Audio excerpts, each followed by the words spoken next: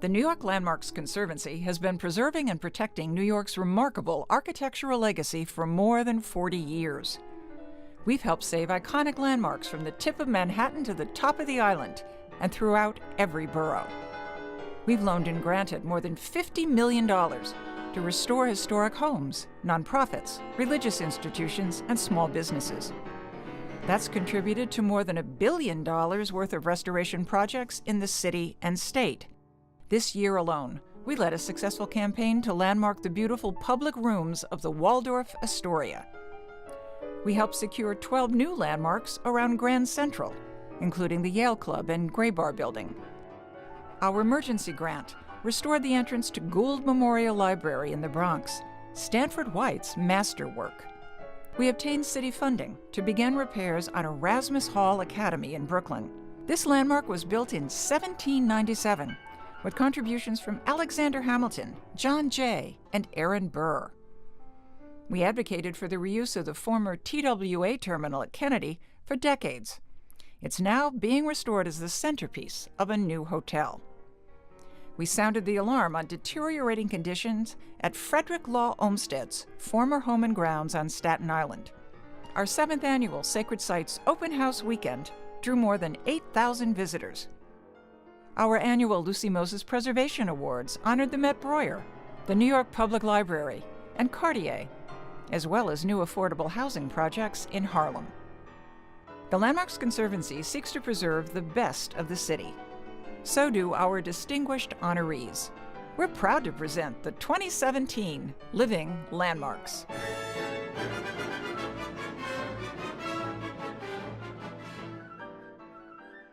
I wanted to come here because this, to me, was the place where you could really live your life and be the person you wanted to be, very possibly, and pursue your ambitions.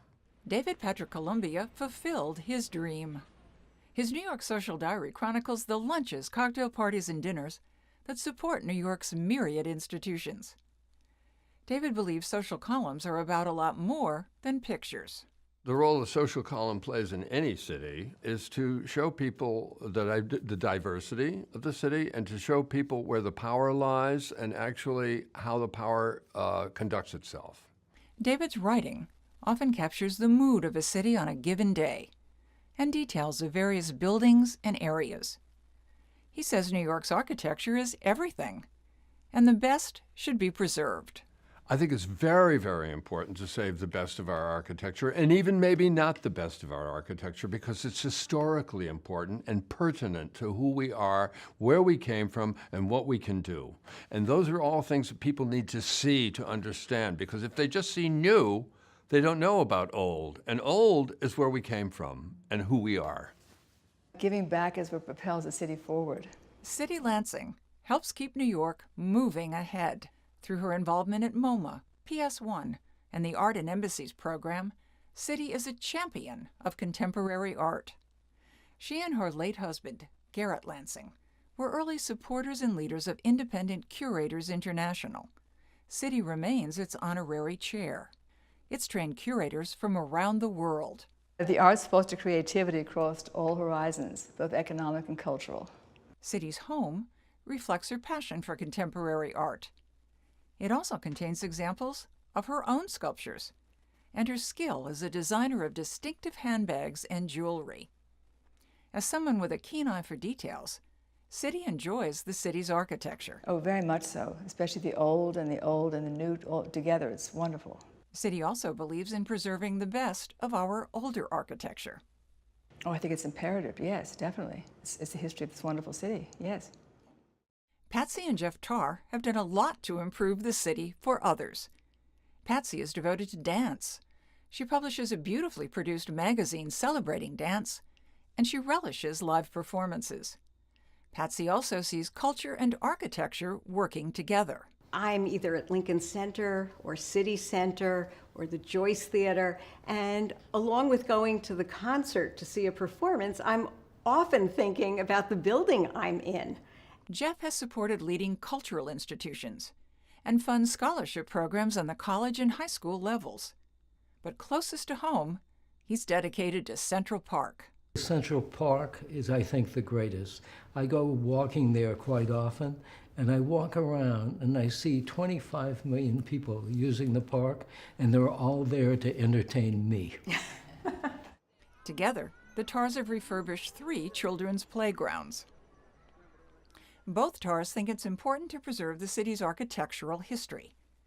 Patsy compares it to how contemporary choreographers should approach creating new works. They have to know how Martha Graham moved. They have to know how Merce Cunningham moved.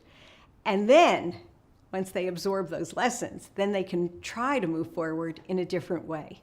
I believe the same is probably true for architecture and for buildings.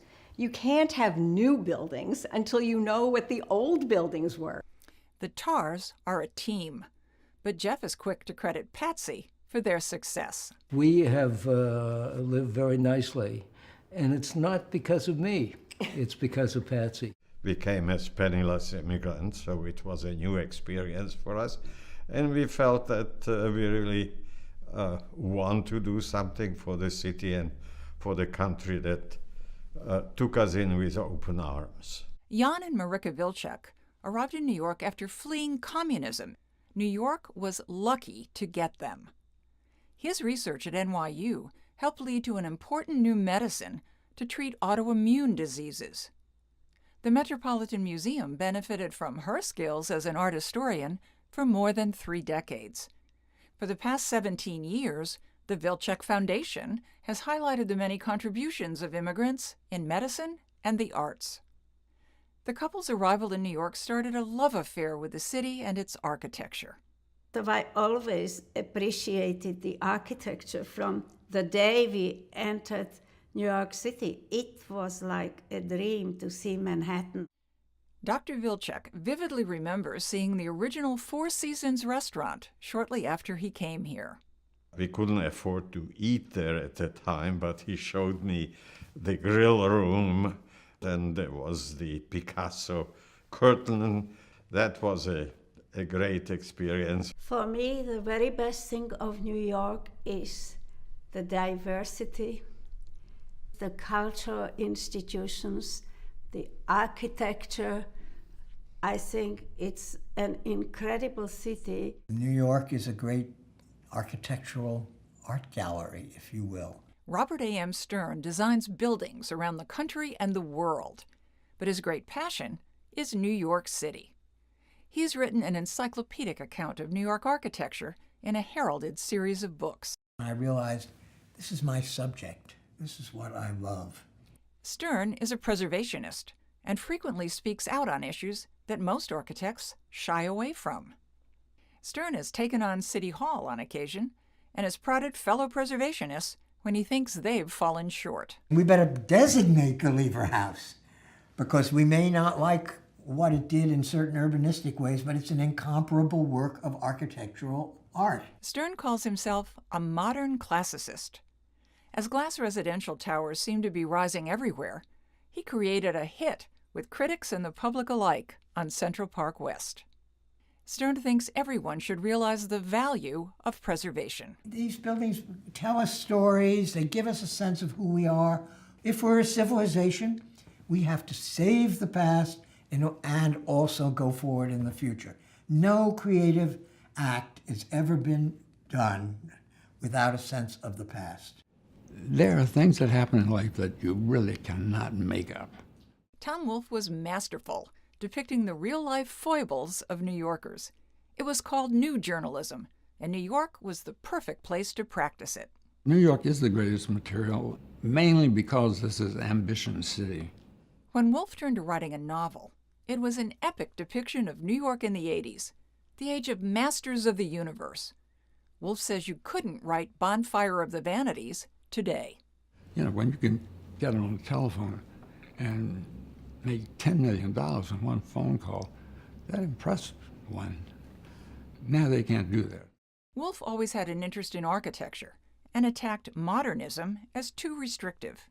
He's not excited about many of the newer buildings today.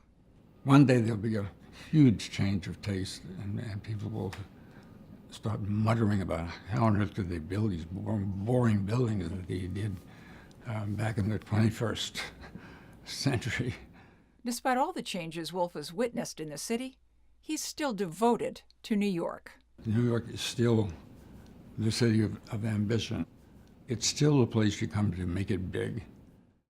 For me, being here is just, it never was anything but a necessity. Frank Stella joined New York's art scene after graduating from Princeton and soon became one of its brightest stars.